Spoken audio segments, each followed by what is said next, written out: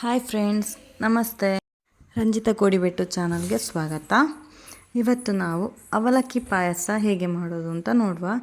ದೇವರಿಗೆ ನೈವೇದ್ಯ ಇಡಲಿಕ್ಕೆ ಅಥವಾ ಕೃಷ್ಣನಿಗೆ ಪ್ರಿಯವಾದ ಅವಲಕ್ಕಿಯಿಂದ ಮಾಡುವಂಥ ಪಾಯಸ. ಮೊದಲಿಗೆ ಬಾಣಲೆಗೆ ನಾನು 1-2 ಟೇಬಲ್ ಸ್ಪೂನ್ನಷ್ಟು ತುಪ್ಪವನ್ನು ಹಾಕ್ಕೊಂಡಿದ್ದೇನೆ. ಅದಕ್ಕೆ ಮೊದಲು ಫಸ್ಟ್ ಗೇರು ಬೀಜ ಮತ್ತು ದ್ರಾಕ್ಷಿಯನ್ನು ಚೆಂದ ಮಾಡಿ ಹುರ್ಕೊಳ್ಳುವ. ಗೋಲ್ಡನ್ ಬ್ರೌನ್ ತನಕ ಹುರ್ಕೊಳ್ಳಿ. ಜಸ್ಟ್ ಕಂದು ಬಣ್ಣಕ್ಕೆ ತಿರುಗಿದ್ರೆ ಆಯಿತು. ದ್ರಾಕ್ಷಿ ಸುಡೋದು ಬೇಗ.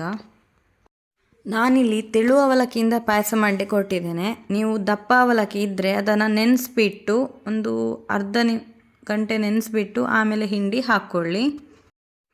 ತೆಳು ಅವಲಕ್ಕಿ ಆದರೆ ನೆನೆಸುವ ಅವಶ್ಯಕತೆ ಇಲ್ಲ, ಮತ್ತು ದಪ್ಪ ಅವಲಕ್ಕಿ ಆದರೆ ಬಾಯಿಗೆ ಸ್ವಲ್ಪ ಸಿಗ್ತದೆ. ಸೊ ಹೆಚ್ಚಾಗಿ ದಪ್ಪ ಅವಲಕ್ಕಿಯಿಂದ ಮಾಡ್ತಾರೆ. ನಾನು ತೆಳು ಅವಲಕ್ಕಿಯಿಂದ ಮಾಡ್ತಾ ಇದ್ದೇನೆ. ನೋಡಿ, ನಾನು ತೆಗ್ದಾಯಿತು. ಮತ್ತು ನಾನು ಪುನಃ ತುಪ್ಪ ಆಗಲಿ ಅಂಥದ್ದು ಹಾಕ್ತಾ ಇಲ್ಲ. ನಾನು ಫಸ್ಟಿಗೆ ಎಷ್ಟು ತುಪ್ಪ ಹಾಕಿದ್ದೆ ಅಷ್ಟೇ ತುಪ್ಪವನ್ನು ಯೂಸ್ ಮಾಡಿಕೊಂಡು ಇಡೀ ಪಾಯಸ ಮಾಡ್ತಾ ಇದ್ದೇನೆ. ನಾನು 1.5 ಗ್ಲಾಸ್ನಷ್ಟು ಹಾಲು ಹಾಕ್ಕೊಂಡಿದ್ದೇನೆ. ನೀವು ಬೇಕಾದರೆ ನೈವೇದ್ಯ ಎಲ್ಲ ಕೊಡೋದಿದ್ದರೆ ಪ್ಯೂರ್ ದನದ ಹಾಲನ್ನು ಕೊಡ್ಬೋದು, ಇಲ್ಲದಿದ್ದರೆ ಪ್ಯಾಕೆಟ್ ಹಾಲಾದರೆ ಪ್ಯಾಕೆಟ್ ಹಾಲನ್ನು ಯೂಸ್ ಮಾಡ್ಬೋದು. ನಾನಿಲ್ಲಿ ಪ್ಯಾಕೆಟ್ ಹಾಲಿಂದ ಈ ಪಾಯಸ ಮಾಡ್ತಾಯಿದ್ದೇನೆ. ನಿಮಗೆ ಹಾಲು ದಪ್ಪ ಬೇಕು ಅಂತ ಆದರೆ ದಪ್ಪ ಹಾಲನ್ನು ಯೂಸ್ ಮಾಡ್ಕೊಳ್ಳಿ. ನಾನಿಲ್ಲಿ ಗ್ರೀನ್ ಪ್ಯಾಕೆಟ್ ಹಾಲನ್ನು ಯೂಸ್ ಮಾಡ್ಕೊಂಡಿದ್ದೇನೆ. ನೋಡಿ, ಅದೇ ತುಪ್ಪಕ್ಕೆ ಡೈರೆಕ್ಟ್ ಹಾಲು ಹಾಕ್ಕೊಂಡೆ. ನಿಮಗೆ ಪಾಯಸ ಎಷ್ಟಾಗಬೇಕು ಅಷ್ಟಕ್ಕೆ ತಕ್ಕಷ್ಟು ಅವಲಕ್ಕಿ ತಗೊಳ್ಳಿ. ನಾನು 1 ಮುಷ್ಟಿಯಷ್ಟು ತಗೊಂಡಿದ್ದೇನೆ.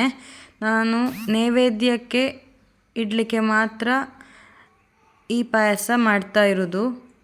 ಸೊ ಅದಕ್ಕೆ ತಕ್ಕಷ್ಟು ನಾನು ಅವಲಕ್ಕಿ ತಗೊಂಡಿದ್ದೇನೆ. 1 ಮುಷ್ಟಿ ಅವಲಕ್ಕಿಯನ್ನು ಫಸ್ಟ್ ತೊಳೆದು ಅದನ್ನು ಹಿಂಡಿ ಆಮೇಲೆ ಇದೇ ಹಾಲು, ಕುದ್ದ ಹಾಲಿಗೆ ಹಸಿ ಹಾಲನ್ನು ಹಾಕ್ಕೊಂಡದ್ದು.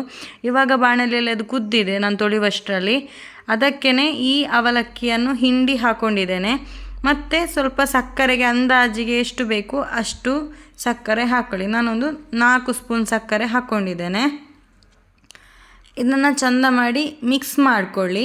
ಮತ್ತು ಸ್ವಲ್ಪ ನಾನು ಏಲಕ್ಕಿಯನ್ನು ಚೆಂದ ಮಾಡಿ ಹುಡಿ ಮಾಡ್ಕೊಂಡಿದ್ದೇನೆ, ಫ್ಲೇವರಿಗೆ ತಕ್ಕಷ್ಟು ಅದನ್ನು ಹಾಕ್ಕೊಂಡಿದ್ದೇನೆ. ಹಾಗೆ ದ್ರಾಕ್ಷಿ ಮತ್ತು ಗೋಡಂಬಿ ದ್ರಾಕ್ಷಿಯನ್ನು ಕೂಡ ಹಾಕಿ ಚೆಂದ ಮಾಡಿ ಮಿಕ್ಸ್ ಮಾಡ್ಕೊಂಡಿದ್ದೇನೆ. ಇದು ನಾನು ತೆಳು ಅವಲಕ್ಕಿಯಿಂದ ಮಾಡಿದಂಥ ಪಾಯಸ. ನನ್ನ ವಿಡಿಯೋ ಇಷ್ಟ ಆಗಿದ್ದರೆ ಲೈಕ್ ಕೊಡಿ. Thank you.